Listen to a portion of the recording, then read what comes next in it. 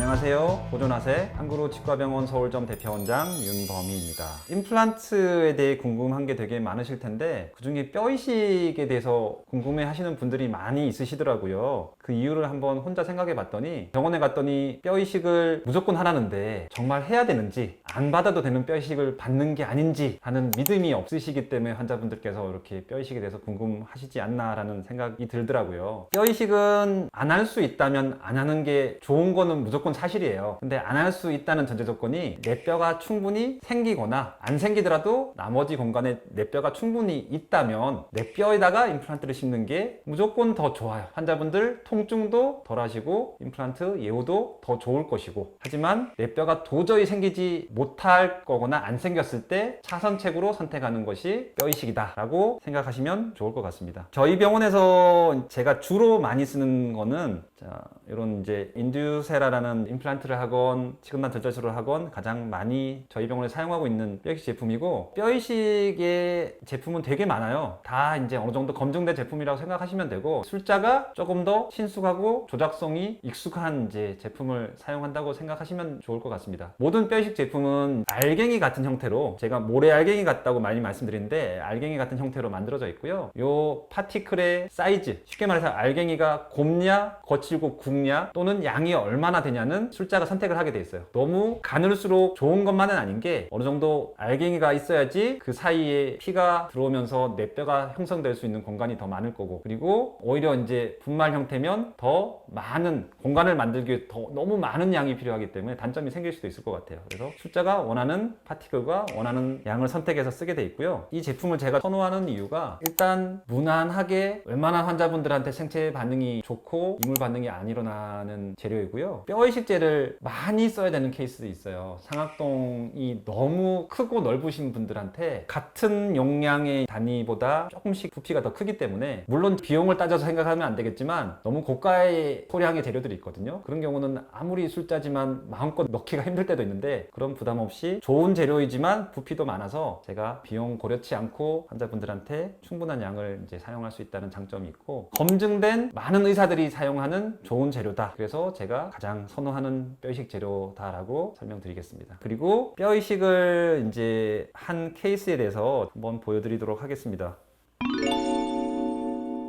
일단 어떨 때 뼈이식을 해야 되냐면요, 가장 흔한 경우가 이제 상악동이라는 공간에 뼈를 넣는 거거든요. 지금 환자분 보여드리면, 물론 이제 발치한 치아는 요 치아예요. 엑스레이 상으로도 치주염 때문에 이제 주변 뼈가 완전히 함몰된 거를 볼 수 있어요. 반대편 부위를 통해서 설명을 드리면, 상악동 경계가 명확히 보여서 이쪽 부위를 통해서 좀 설명을 드려보도록 하겠습니다. 상악동이 이렇게 형성돼 있어요. 그리고 치조골이 상부 경계가 이렇게 형성돼 있고요. 만에 하나 이 치아를 나중에 발치를 하게 됐다. 그러면 뿌리 쪽에 자가골이 아무리 잘 형성된다 하더라도 임플란트를 심을 수 있는 높이는 이 정도로 제한적일 거예요. 제 눈대중으로는 한 6mm 전후가 되지 않을까 싶은데, 물론 이제 6mm, 7mm짜리 임플란트를 심어도 되겠지만, 특히 이렇게 첫 번째 큰 어금니 전체 치아 중에서 가장 저장력을 많이 견뎌야 되는 치아들은 뼈랑 닿는 표면적을 넓게 가지고 갈수록 당연히 하중을 잘 견딜 수밖에 없거든요. 저 같은 경우는 아무리 못해도 8.5mm, 대부분은 10mm 정도의 임플란트를 심으려고 노력을 해요. 그러면 4mm 정도의 높이가 부족한데, 이 상방으로 4mm를 얻기도 힘들지만 얻을 수 있다 하더라도 이렇게 얻으면 치아 머리를 만들 공간이 없잖아요. 그래서 이 상방에 광대뼈 속에 있는 상악동이라는 공간을 활용할 수밖에 없고, 이런 상악동 막을 걷어올려서 이 사이 공간에 뼈를 만드는 수식을 저 같은 경우는 매일매일 하고 있는 수식인데, 원래 뼈가 없었던 공간에 뼈를 만들어야 되는 경우는 뼈 이식을 안 할 수는 없다.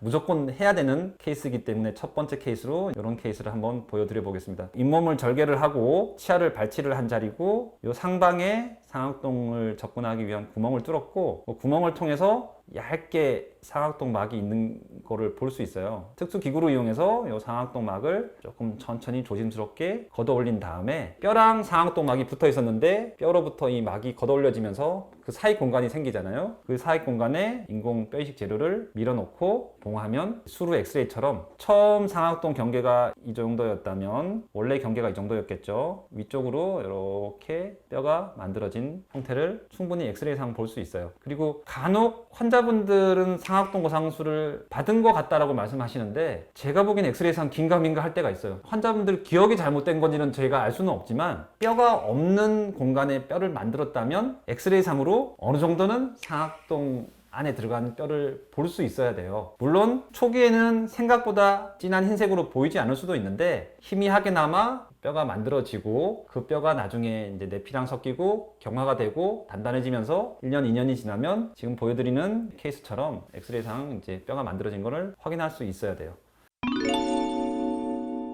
그리고 다음 이제 앞니 케이스인데요. 오징어를 드시다가 신경 치료를 하고 보철 치료한 치아가 부러졌다라는 주소로 오신 36세 여성분이셨고요. 치아 뿌리가 아무리 튼튼하게 남았다 하더라도 치아는 이제 저장력을 견뎌야 되는 기관이기 때문에 이렇게 인공적인 재료만으로 위를 만들 수는 있겠지만 오래 못 쓰고 기둥체 빠져서 결국은 임플란트 한다고 생각하시면 돼요. 그래서 이렇게 뿌리만 남은 잇몸 밖으로 치아가 하나도 안 남은 경우는 아깝더라도 발치를 하는 거를 추천드리고요. 발치를 하면서 봤더니 임플란트 심어야 될 자리 바깥쪽 뼈가 아예 없었던 거죠. 그래서 이제 임플란트를 심고 나니 임플란트 스레드라고 하는 임플란트 측면이 다 노출되어 있었기 때문에 어쩔 수 없이 이렇게 이제 하얀 파티클러 보이죠? 모래알갱이 같은 이제 뼈익제를 넣고 흡수성 콜라겐 인공막을 통해서 덮은 다음에 봉합을 한 케이스세요. 이분은 그러면 왜 뼈이식을 안 하면 안 됐냐? 치아 뿌리가 있으면 당연히 그 뿌리를 사면에서 뼈들이 다 잡아주고 있을 거예요. 그런데 치아에 파절이 갔건 치주염이 생겼건 한 면이든 두 면이든 치아 치조골이 없어진다면 아무래도 자가골이 형성될 수 있는데 한계가 있어요. 예를 들어서 양동이가 있으면 양동이에 물을 부으면 당연히 그 물은 100%다 보존이 될 거잖아요. 근데 한쪽 벽이 없다고 생각해 보세요. 거기다가 물을 붓거나 모래를 부으면 한쪽으로 술술 다 셀 수밖에 없잖아요. 그런 이유로 이분 같은 경우는 이렇게 단면을 잘라서 본다면 입천장 뼈는 있지만 원래 이런 식으로 뼈가 있어야 되는데 한쪽 뼈가 다 없어진 거죠. 이 부위가 뼈가 없어졌는데 아무리 오래 기다리고자 한들 연조직을 띄우면서 자가골이 위로 솟아날 수는 없거든요.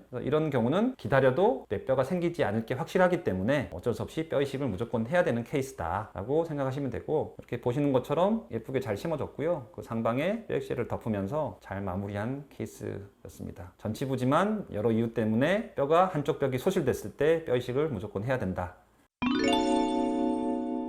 그리고 다음 케이스를 좀 보여드리면요. 이분은 제가 기억에 남을 정도로 특이한 케이스셨어요. 3달 전부터 위쪽 앞니가 부었다라는 주소로 내원하신 51세 여성분이셨는데요. 자세히 확대를 해서 보면 치아 뿌리가 부러져 있어요. 여기가 부러져 있고 여기가 부러져 있어요. 근데 환자분께서는 부러진 것도 인지를 못하시고 오랫동안 사용하신 것 같아요. 그러다가 잇몸이 붓고 통증이 생기시니까 저희한테 내원하셨던 거고요. 오른쪽 중절치 같은 경우는 운이 좋다고 말씀을 드려야 되나? 부러진 부위가 뿌리 끝 3분의 1 정도에서 파절선이 있었어요. 그래서 치근단 절제술로 해결할 수 있겠다라는 생각이 들어서, 왜냐하면 어쨌든 치근단 절제술도 뿌리 끝에 문제가 생겼을 때 염증을 제거하고 뿌리 끝 일부를 잘라내잖아요. 어쨌든 원인은 다르지만 부러진 부위를 다시 한번 말끔히 절단을 하고 부러진 조각을 걷어내면 목적은 달랐지만 어쨌든 방법은 치근단 절제술로 치아를 충분히 살릴 수 있겠다는 판단하에서 오른쪽 첫 번째 치아는 보시는 것처럼 치근단 절제술을 통해서 확보를 했고, 왼쪽 첫 번째 치아는 임플란트를 식립한 케이스입니다. 흔히 볼 수 없는 케이스셔서 여러분한테 보여드릴 수 있고, 이분도 아마 외상을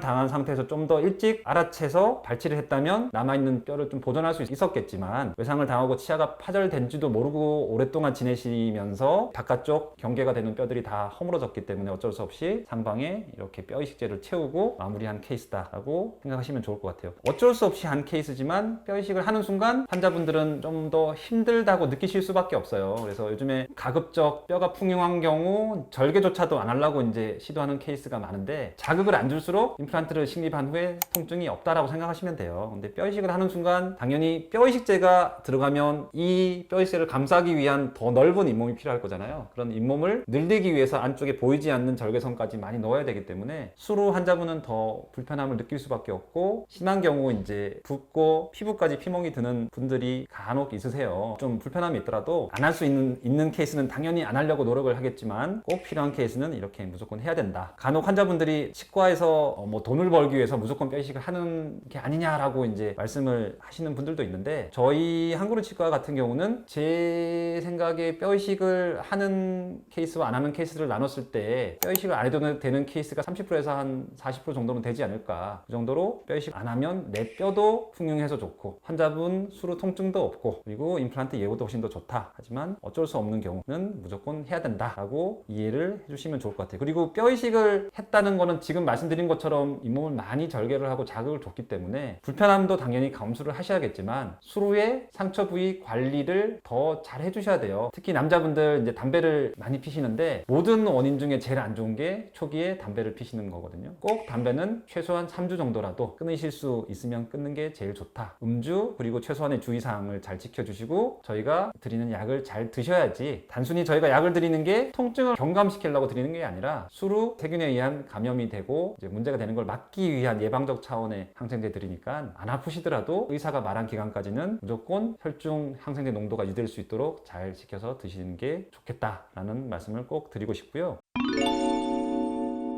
예를 들어서 이제 상악동이 주변에도 없고 하치조 신경이란 중요한 신경도 없는데 뼈 이식을 안 할 수 있지 않느냐라고 궁금증이 있으신 분들을 위해서 설명을 드릴까 해요. 일단 이렇게 임플란트 모형이 있는데요. 예를 들어서 임플란트를 심어야 될 뼈 상방이 평평하지 못하고 이렇게 사선으로 뼈가 형성돼 있다고 생각을 한번 해볼게요. 그런데 임플란트를 뼈 사선에 이렇게 걸쳐서 심는다면 가장 임플란트 끝이 뼈 높은 부위에 위치할 수 있겠죠. 그러면 이 부위가 뼈 밖에 노출될 수밖에 없어요. 이렇게 임플란트 표면이 뼈 밖에 노출되어 있다면 나중에 세균이 잘 개입하고 염증이 생길 수밖에 없기 때문에 인공뼈를 이용해서 이렇게 뼈를 만들어 줄 수가 있겠죠. 그게 첫 번째 선택 방법이고 두 번째는 임플란트를 더 깊이 심는 거예요. 제일 깊은 데까지 임플란트를 이렇게 심으면 한쪽은 뼈가 좀 더 높더라도 자가골에 충분히 임플란트를 다 심을 수 있겠죠. 이러면 뼈 이식 없이도 진행은 가능하겠지만 둘의 차이가 뭐냐면 얼만큼 임플란트 뿌리를 뼈 속에 깊이 심느냐 아니면 적절한 높이로 심느냐의 차이예요. 그거는 술자가 판단할 수밖에 없는데 너무 깊이 심는다고 뿌리한테 무조건 좋은 게 아니라 깊이 심을수록 치아 머리가 길어질 거고 치아 머리가 길어진다는 거는 임플란트랑 치아가 연결되는 중간 부위의 짧은 부위보다 길어질수록 이렇게 하중을 더 많이 견뎌야 되기 때문에 심는 힘이 강한 분들은 임플란트가 부러지거나 찢어질 가능성이 생기고요. 또 경계부가 잇몸 속에서 깊어지기 때문에 그만큼 음식물이 꼈을 때 관리하기가 힘들어요. 그래서 임플란트 주위 염증이 생길 가능성도 있기 때문에 뭐가 더 나은지는 이제 케이스마다 술자가 판단하실 수밖에 없다. 그래서 당연히 임플란트 심어야 되는 깊이가 심하지 않다면 뼈 이식을 안 하고 심는 거